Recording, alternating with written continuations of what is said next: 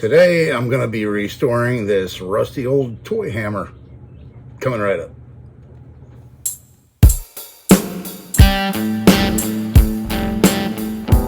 Hello everybody, and thanks for coming back for another video. This is Dave, your host on Restore These Old Tools. So I got this little toy hammer I picked up at a flea market. Yeah, I think it was like 6 months ago or something like that. I'm finally getting around to doing something with it. It had a broken off handle. I already got the portion of the handle out. Right here out of it. It's in poor shape. So these were sold in toy toolkits. And for children back in the 60s, 70s, something like that. This one still retains some of its paint. This was probably made in Japan, I'm guessing. Most stuff back in those days was made in Japan, it seemed like. Such as things like this, you know. And you can still see the casting marks from the cast steel, you know, when it was made right here and stuff. I'm going to address all that, get this thing cleaned up, and make a new handle for it. And I'm going to use this little chunk here of just old firewood, maple.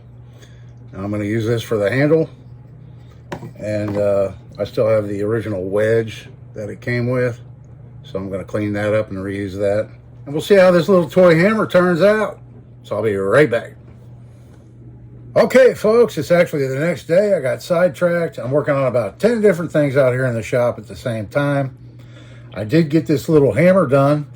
And I was going to include it in another video, all this footage, but I figure I'll just make a little short video on this cute little hammer and show you. And here it is, voila. That's how she turned out. So the handle, I just took that chunk of firewood like I showed you. I grabbed one of my carving knives, one of my whittling knives, and I just whittled it down. And then once I got the kind of general shape I wanted of it, I sanded it. And then, of course, I shaped it to fit in. I used the original wedge. I got all those casting marks out of it, you can see, that were in it. And I contemplated clear coating the head too, but I kind of like the contrast of the shiny handle that I varnished yesterday and put a little paint on the tip and stuff. And I thought she came out pretty nice. Probably looks better than it did out of the factory, you know, when it was new in the little kids toy set. Kind of wish I had the whole complete set. Maybe one day I'll come across a whole toolkit or a kit that's missing the hammer out of it one day at a flea market or something like that. But in the meantime, I'll just find a place to hang this little guy up. I love it. Yeah, so this was a fun little project. Really enjoyed working on it. Bringing this little toy hammer back to life. Making it look good again. So my hopes is maybe this video will inspire you to get out there and clean up your toy hammers.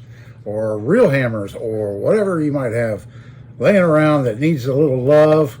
And bring them back to life. Or some of you might not be able to do things like this due to health concerns, things like that.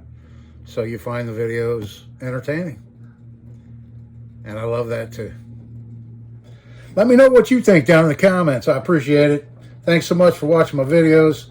This is Dave. See you in the next one.